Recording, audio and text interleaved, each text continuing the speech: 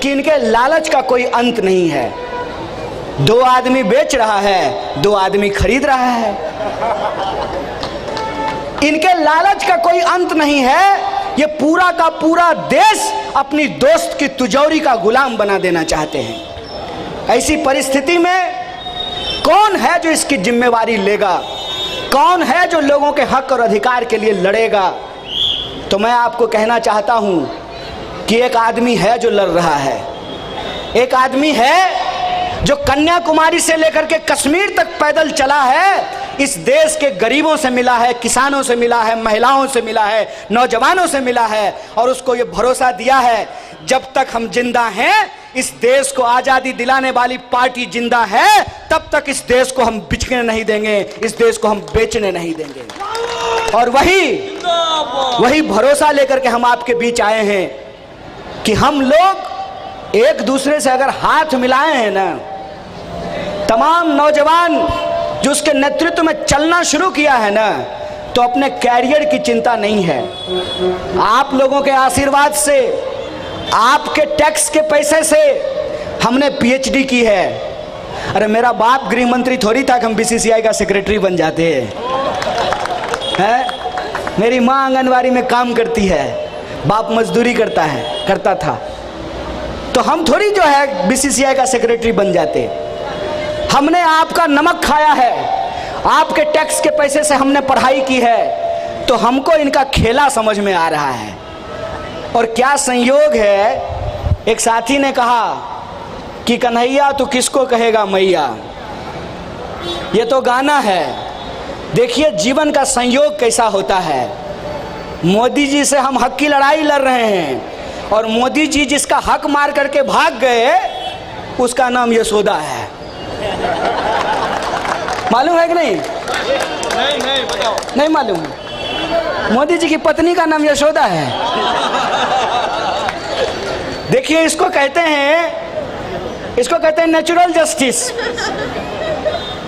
हमने कुछ नहीं किया है। वो जिसका हक मार करके भाग गए हैं और जिससे हम आपके और हमारे हक के लिए लड़ रहे हैं, वो जिसका हक मारे उसका नाम यशोदा और मेरा नाम कन्हैया है। मोदी जी ये तो चलेगा, अब ये 2020 का मैच नहीं है, ये तो टेस्ट मैच चलेगा। चाहे इसमें 1 दिन लगे कि 5 दिन, छक्का तो आपको छुड़ा करके रहेंगे।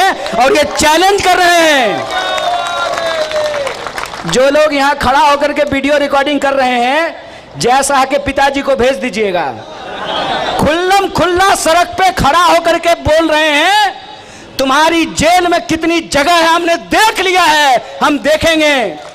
लेकिन इस देश के आम लोगों के हक और अधिकार के लिए लड़ रहे थे, लड़ेंगे, अपना सर कलम करा देंगे, लेकिन तुम्हारे सामने झुकेंगे नहीं। और तुम्हारे नोट में उतना ताकत नहीं है, तुम्हारे पास ऐसा कोई मशीन ही नहीं है कि तुम उससे एक ऐसा नोट बना लो जिससे तुम एक ईमान वाले गरीब के बच्चे को खरीद सको। इस बात को याद रखो। बिकते वो हैं जिनको अमीर होने का लालच होता है, जिनका जमीर होता है उसको कोई खरीद नहीं सकता। इस बात को याद रखना। तो ना डरा सकते हो ना खरीद सकते हो, तो क्या करोगे? फिर क्या करोगे? डरने वाले हैं नहीं, बिकने वाले हैं नहीं, तो फिर क्या करोगे? फकीर साहब दोस्त के साथ झोला लेकर के विदा लोगे। क्यों? क्योंकि तुम्हारा झूठ अब इस देश के आम लोगों को दिखने लगा है। तुम्हारा झूठ इस देश की आम महिलाओं को समझ में आने लगा है। कहते हैं हम महिलाओं को अधिकार दिलाएंगे, तो अपनी पत्नी को दिलवा देते पहले। कहते हैं कि हमने देखा है चूल्हा पर कैसे धुआं से जो है ना आंख से आंसू आता है, तो आप तो बोले हम 40 साल से भीख मांग के खा रहे थे। कहा कि हम गरीबी देखे हैं इसीलिए हमको गरीबों के बारे में पता है। तो क्या अदानी गरीब है? अदानी गरीब है कि गरीबों का बस्ती छीन करके जो है उसको बेच रहे हो? अदानी गरीब है क्या?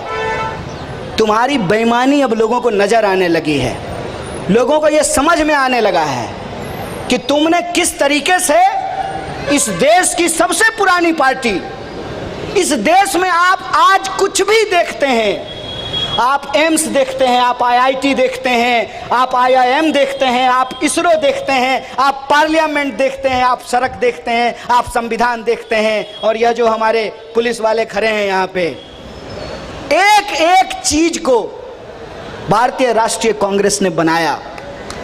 देश की सबसे बड़ी पुरानी पार्टी के खिलाफ एक कैंपेन चलाया, और जो व्यक्ति सबसे ईमानदारी से हमारे आपके जैसे साधारण व्यक्ति के लिए लड़ रहा था, उसको बदनाम किया। किस लिए? कि हमारे आंख में धूल झोंक करके, हमको आपस में लड़ा करके जो अंग्रेज हमारे साथ किए थे ना, वही ये हमारे साथ करना चाहते हैं। अंग्रेज क्या करते थे? भारत के लोगों को आपस में लड़ाते थे और यहाँ का धन दौलत लूट करके ब्रिटेन पहुँचाते थे। और ये अंग्रेज के चापलूस क्या कर रहे हैं? जो अंग्रेजों की जासूसी किए हैं इतिहास में, वो क्या कर रहे हैं? वो इस देश के आम लोगों को लड़ा रहे हैं और देश की संपत्ति को अपने दोस्त की तिजोरी में पहुंचा रहे हैं। और यह बात मैं सिर्फ भाषण में नहीं बोल रहा हूं, है हिम्मत तो कोई हमारी इस बात को चैलेंज करके दिखाए। मैं एक सवाल आपके सामने रखा हूं, और यह जो बच्ची खड़ी है ना, यह भी इस बात को समझ जाएगी। कहते हैं कि 5 ट्रिलियन की इकोनॉमी हो गई है। गणित समझ लीजिएगा, दुकानदार भाई आप लोग सब बैठे हुए हैं। 5 ट्रिलियन की इकोनॉमी हो गई है, और इनका दोस्त दुनिया का सबसे अमीर आदमी बन गया है। जब देश की अर्थव्यवस्था दुनिया की तीसरी सबसे बड़ी अर्थव्यवस्था बन गई है, तो 80 करोड़ लोग जो 5 किलो अनाज ले रहे हैं, वो अमीर हैं कि गरीब हैं? जरा हमको ये समझा दीजिए, बोलिए। तो पैसा जा कहाँ रहा है? 80 करोड़ लोग अगर 5 किलो अनाज ले रहे हैं, तो वो पैसा कहाँ जा रहा है? मैं बताता हूँ वो पैसा कहाँ जा रहा है। देश की 99% संपत्ति, 100 में 99%, 100 में 99, 1% आदमी के पास है। मतलब समझे, देश अमीर नहीं हो रहा है, इनका दोस्त अमीर हो रहा है। देश की अर्थव्यवस्था नहीं बढ़ रही है, इनके दोस्त की अर्थव्यवस्था बढ़ रही है। मतलब समझ रहे हैं? आपको रोजगार नहीं मिल रहा है, गृह मंत्री के बेटा को रोजगार मिल रहा है। देखें, बैटिंग कर रहा था ऐसे करके। कैसे कहते हैं ना, सैया भय कोतवाल तो अब डर काहे का है। और बेशर्मी देखिए, प्रधानमंत्री मंच पे खड़ा होकर के परिवारवाद पे भाषण देते हैं। प्रधानमंत्री मंच पे खड़ा होकर के परिवारवाद पे भाषण देते हैं। अब बगल में अमित शाह बैठा रहता है, जिसका बेटा बीसीसीआई का सेक्रेटरी बना हुआ है। ये खेल देख रहे हैं? तुम्हारा परिवारवाद जो है वो समाजवाद है, और दूसरे का जो है परिवारवाद जो है परिवारवाद है। तुम्हारा भ्रष्टाचार सदाचार है, और दूसरे का भ्रष्टाचार भ्रष्टाचार है। ये आंख के सामने धूल झोंक रहे हैं। मैंने नहीं कहा था, अभी हमको ताई बता रही थी कि रीडेवलपमेंट हो रहा है। हम बोले कहाँ? धारावी में। तो हमने कहा डेवलपमेंट कब हुआ? माने विकास का बच्चा हो रहा है, यही ना? रीडेवलपमेंट माने क्या? विकास का बच्चा हो रहा है। तो विकास का बच्चा होने के लिए पहले विकास होगा ना। हमको बताया लोग कि बडाला में भी रीडेवलपमेंट होगा, तो पहले बडाला में विकास होगा ना, फिर विकास का बच्चा होगा। विकास तो आपको दिख ही रहा है, कितना चकाचौंध विकास है। अभी कह रही थी ताई कि ब्यूटिफिकेशन हो रहा है। ब्यूटिफिकेशन नहीं होता है, उसको ड्यूटिफिकेशन कहते हैं। ये ड्यूटिफिकेशन है। ये तोड़ेंगे बनाएंगे, बनाएंगे तोड़ेंगे, यही तो खेल है, यही खेल है। बजट का सारा पैसा जो है ये इसी में जाता है, बनाएंगे तोड़ेंगे, तोड़ेंगे बनाएंगे। क्यों? क्योंकि बजट का पैसा जो है इनको शिक्षा पे नहीं खर्च करना है, बजट का पैसा इनको हेल्थ पे नहीं खर्च करना है। आपको मालूम है इस देश की सरकार शिक्षा पे कितना खर्च करती है? 100 में 5 रुपया। कितना? 100 में 5 रुपया। क्या कहती है? पैसा नहीं है। किसके लिए? गरीबों को पढ़ाने के लिए। तो गरीब को पढ़ाने के लिए पैसा नहीं है, तो गरीब का बच्चा जब देश का प्रधानमंत्री बना है तो उसको 8,500 करोड़ का विमान पर चढ़ने का क्या जरूरत है? बोलिए, क्या जरूरत है? वो तो फकीर आदमी है, पैदल भी दौड़ लगा देंगे। हवाई जहाज का जरूरत क्या है? वो भी 8,500 करोड़ का। ये खेल हमको समझना पड़ेगा। 15,000 करोड़ लेकर के कोई अगर पूंजीपति भाग जाए तो उसको माफ कर देते हैं, और 1.5 लाख रुपया अगर कोई दुकानदार बैंक का लोन ना दे दे तो उसको डिफॉल्टर साबित कर देते हैं। हाय रे बेईमानी, आय हाय, कलेजा निकल आता है ऐसी बेईमानी देख करके। एक किसान जो है 50,000 रुपया नहीं दिया तो उसको उसके ऊपर उसका ही ट्रैक्टर चढ़ा दिया, और सारे किसानों की जमीन लेकर के हड़प करके ये अपने दोस्त को दे देना चाहते हैं। हमको आपको आंख खोल करके इस सच्चाई को समझना पड़ेगा, और हम आपके बीच पूरे मुक्त कंठ से बोलते हैं कि किसी को प्रधानमंत्री बनाने के लिए नहीं आए हैं, किसी को प्रधानमंत्री बनाने के लिए नहीं आए हैं। हम आपके बीच आपका नमक खाए हैं, वह नमक अदा करने के लिए आए हैं, इस बात को याद रखिएगा। हम सिर्फ अदानी के टैक्स के पैसे से पढ़ाई नहीं किए हैं, हम आपके भी टैक्स के पैसे से पढ़ाई किए हैं। एक गरीब आदमी जब नमक का पैकेट खरीदता है ना, वो भी टैक्स देता है। एक नौजवान जब कलम खरीदता है ना, वो भी टैक्स देता है। जो पुलिस वाले यहाँ खड़ा हैं, कांस्टेबल भी टैक्स देता है, और एसपी भी टैक्स देता है। गरीब से गरीब इंसान इस देश में टैक्स देता है, और हम आपके टैक्स के पैसे से पढ़े हैं। यह देश, इस देश में रहने वाले 140 करोड़ लोगों का देश है, इस बात को याद रखिएगा। ये 2-4 लोगों का बपौती नहीं है, इस बात को याद रखिएगा। किसी भी राज्य के लोगों के खिलाफ नहीं है हम, गुजरात के खिलाफ तो बिल्कुल भी नहीं है। पूछिए क्यों? क्योंकि गांधी गुजरात से थे, गुजरात के खिलाफ नहीं है। लेकिन एक बात तो हमको समझनी पड़ेगी ना, एक गुजरात के आदमी ने हमको कहा, हमने कहा यार तुम लोग सब सीट दे देते हो मोदी जी को। बोला क्यों नहीं दे दें, क्यों नहीं दे दें? प्रधानमंत्री जी गुजरात के, गृह मंत्री जी गुजरात के, स्वास्थ्य मंत्री गुजरात के, मोदी जी गुजरात के, अमित शाह जी गुजरात के, बीसीसीआई का सेक्रेटरी गुजरात का, अदानी जी गुजरात के, अंबानी जी गुजरात के, तो सारा सीट क्यों ना दे दें? हम बोले बात तो बहुत बढ़िया है। इस लिहाज से तो फिर जो है साइन कोलीवाड़ा के लोगों को भी सोचना पड़ेगा कि हम भी यहाँ रहते हैं तो हमारा भी जो है ये अदानी को ही दे देंगे क्या? नहीं देंगे? देंगे। और ये जो पुलिस अभी आपके सुरक्षा के लिए खड़ी है ना, इसको लाठी चलाना पड़ेगा। पता है क्यों? पता है क्यों लाठी चलाना पड़ेगा? क्योंकि पेड़ को काटने के लिए कुल्हाड़ी में जो लकड़ी लगी होती है ना, वो भी पेड़ का ही होता है। ये जो यहाँ लाठी खड़ा लेकर के ड्यूटी बजा रहे हैं, ये हमारे आपके जैसे ही परिवार के हैं। और इनका दर्द जानते हैं क्या है? किसान का बच्चा फौज का नौकरी करता है, और हमने किसान आंदोलन में देखा, जो किसान का बच्चा फौज का नौकरी करता है, पुलिस का नौकरी करता है, वही बच्चा अपने ही बाप जैसे किसानों पे लाठी चला रहा था। ये इस देश की सच्चाई है। ये सच्चाई जिस दिन हम समझ गए, उस दिन इनका खेल बिगड़ जाएगा।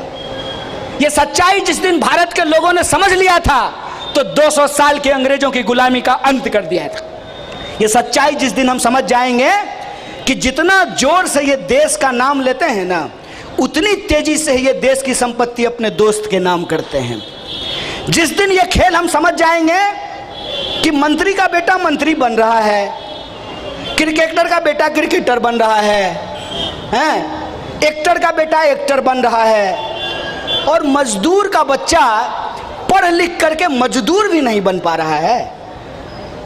एक मजदूर, एक दुकानदार पेट काट करके अपने बच्चे को इंजीनियरिंग का पढ़ाई कराता है। ये सपना देखता है कि हम भले मजदूरी किए हों, हमारा बच्चा इंजीनियर बन जाए। क्या व्यवस्था किया इन्होंने शिक्षा की? आज हर साल देश में 5 से 6 लाख इंजीनियर तैयार होते हैं। नौकरी कितने लोगों को मिलती है? सरकार अब आंकड़ा देना ही बंद कर दी। एक साल में 1,35,000, एक महीने में, एक साल में माफ कीजिएगा, 1,35,000 लोगों को रोजगार मिला। मतलब समझे कि जो इंजीनियरिंग का पढ़ाई किया है उसको भी नौकरी नहीं मिल रही है। और आप सुन करके हैरत में पड़ जाएंगे कि इस देश में हर 1 घंटे से भी कम समय में एक नौजवान आज के डेट में आत्महत्या कर रहा है। क्यों? गरीब का बच्चा अपने जीवन के दबाव में अपना जीवन खत्म कर ले और बेईमान का बच्चा टांग पर चढ़ा करके क्रिकेट देखेगा। तुमको हमसे टकराना पड़ेगा, इस बात को याद रखना। तुमको हमसे टकराना पड़ेगा। इस देश के आम लोगों का जो तुमने दिल दुखाया है, जो उनकी संपत्ति छीनी है, जो उनके साथ बेईमानी किया है, इसका हिसाब तुमको चुकाना पड़ेगा। इस बात को याद रखना। बस आपको और हमको यह चीज समझने की जरूरत है। जब हम यहाँ आ रहे थे तो पुलिस बार बार पूछ रही थी क्या बोलेंगे। अरे क्या बोलेंगे? सच बोलेंगे, बाप को बाप बोलेंगे, बेटा को बेटा बोलेंगे, सच बोलेंगे। इसमें गलत क्या बोलेंगे? सच बताइए। यहाँ कांस्टेबल साहब खड़े हैं सब, आपका वोट एक है ना? अरे सर हिलाइए ना, सीपी आपका नौकरी नहीं खाएगा। आपका वोट एक है ना? कहाँ गए? कांस्टेबल साहब, एक वोट है ना आपका? और एसपी का वोट एक? दोनों का वोट एक है कि नहीं है? तो दोनों का देश बराबर है ना? एसपी जबरदस्ती आपके हुक्म चलाएगा तो आप मानिएगा? इसको कहते हैं आजाद देश में आजादी। जिसको किसी को भी अगर ये भ्रम हो रहा है कि इस देश को, इस आजाद देश को गुलाम बना देगा, तो उसके आंख में आंख डाल करके कहते हैं सर कलम कर देंगे, इस देश की आजादी को नहीं झुकने देंगे। इस बात को याद रखना। इस बात को याद रखना कि देश की हकीकत आज हमको मालूम है। हम जानते हैं कि देश चलाने में आज लोगों की क्या हालत हो रही है। घर नहीं चला पाया, वो देश चलाएगा हैं? कभी जिम्मेवारी उठाया होता ना घर का तो इतना बेईमान नहीं बन पाता। पत्नी ही डांट डांट करके ठीक कर दी होती। आज वास्तविक हालत क्या है? हर चीज महंगी होती जा रही है। तेल महंगा, रेल महंगा, खाना महंगा, कपड़ा महंगा, शिक्षा महंगा, दवाई महंगा, हर चीज महंगा होता जा रहा है। महंगाई आसमान छूता जा रहा है। और भाषण क्या देते हैं? विश्व में डंका बज रहा है। अपना डंका अपने पास ले लो। यहाँ महंगाई हमारी लंका लगाए हुए है, तुम्हारा डंका बज रहा है। महंगाई से जान जा रही है। बेरोजगारी आसमान छू रहा है।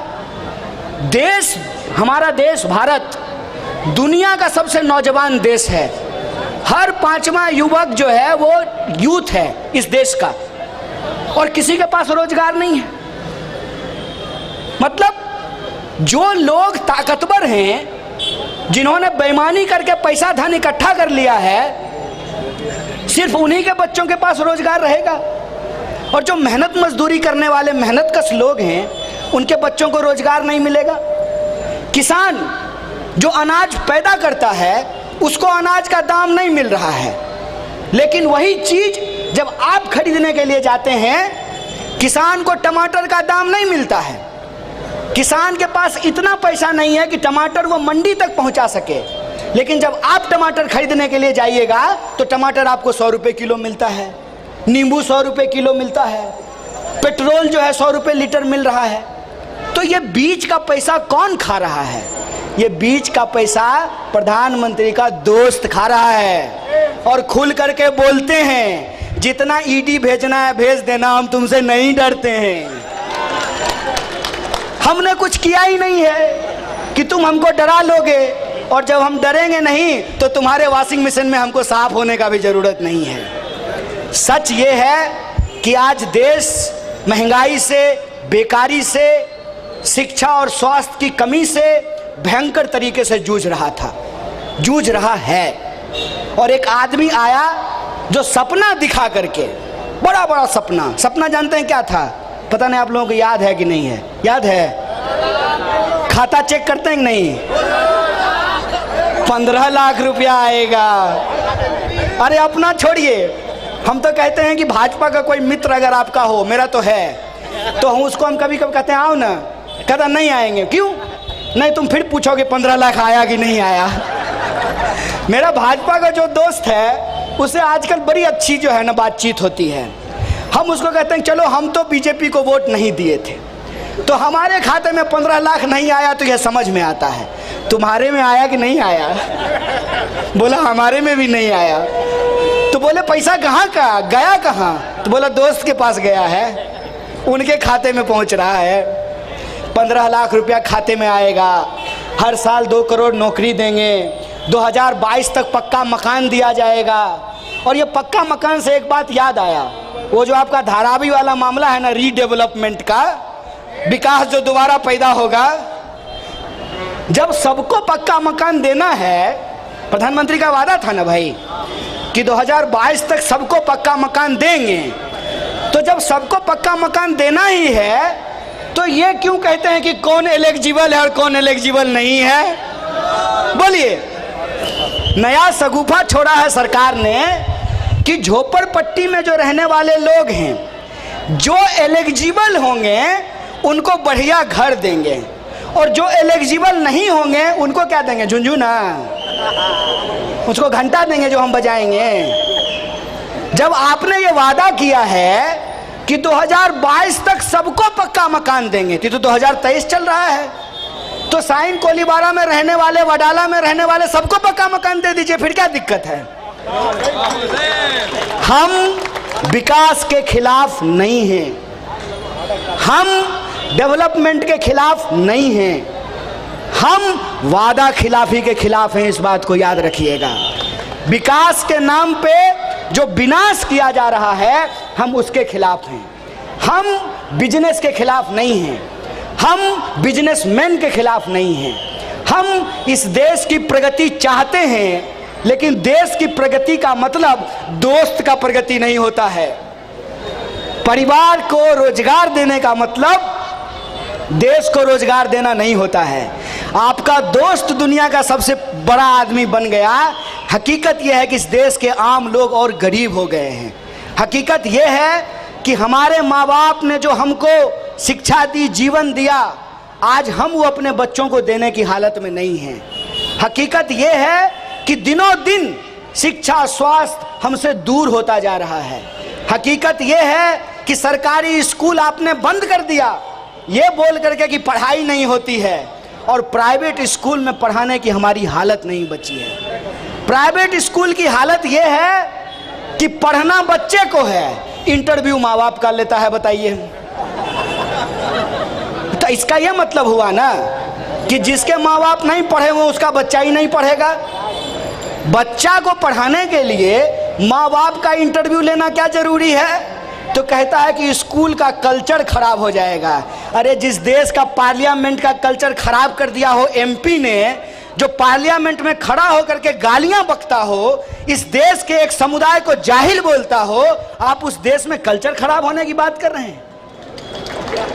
ये जो हकीकत है, इस हकीकत को हमको समझना पड़ेगा, और ये समझना पड़ेगा कि ये धर्म का झगड़ा, ये जाति का झगड़ा, ये आपका जो हक और अधिकार है उसको छीनने की साजिश है। और वो जो अधिकार है हमको किसी से भीख में नहीं मिला है, डॉक्टर बाबा साहब भीमराव अंबेडकर के बनाए संविधान से मिला है। और उस संविधान की ताकत ये है कि इस देश में पैदा होने वाला हर इंसान इस देश का नागरिक है, चाहे वो मंदिर जाता हो, मस्जिद जाता हो, चर्च जाता हो, गुरुद्वारा जाता हो, या वो बौद्ध मठों में जाता हो। यह देश सबका है, सबका था और सबका रहेगा। इस विश्वास और इस संकल्प के साथ हमको एकजुट रहना है। और जो हमारा आपका बुनियादी सवाल है, रोजी रोटी, कपड़ा, मकान, शिक्षा, स्वास्थ्य, सड़क, बिजली, उस पर सकारात्मक राजनीति को हमको आगे बढ़ाना पड़ेगा। और जो नफरत की साजिश रची जा रही है, इस देश को जो बांटने का, तोड़ने का, जलाने का काम किया जा रहा है, उस नफरत के खिलाफ हमको मोहब्बत का संदेशा लेकर के आगे जाना पड़ेगा। इसीलिए हम लोग कहते हैं कि भारत जोड़ो यात्रा जारी है, भारत जोड़ो यात्रा चल रही है और हम मोहब्बत का संदेशा लेकर के भारत के हर कोने में जाएंगे। और इसी सिलसिले में आपके बीच हम आए हैं। हमारा दिल आपके प्यार और आपकी मोहब्बत से गदगद है। हम मोहब्बत का संदेश लेकर के आए हैं, एकता का संदेश लेकर के जा रहे हैं और ये कहना चाहते हैं, जुड़ेगा भारत, जीतेगा इंडिया। इंडिया जीता था, इंडिया जीता है और इंडिया जीतेगा। इसी संकल्प के साथ आप तमाम लोग जो यहाँ इतनी देर तक मौजूद रहे, आपका तहे दिल से शुक्रिया अदा करते हुए अपनी बात को समाप्त करूंगा। जय हिंद, जय भारत, जय महाराष्ट्र।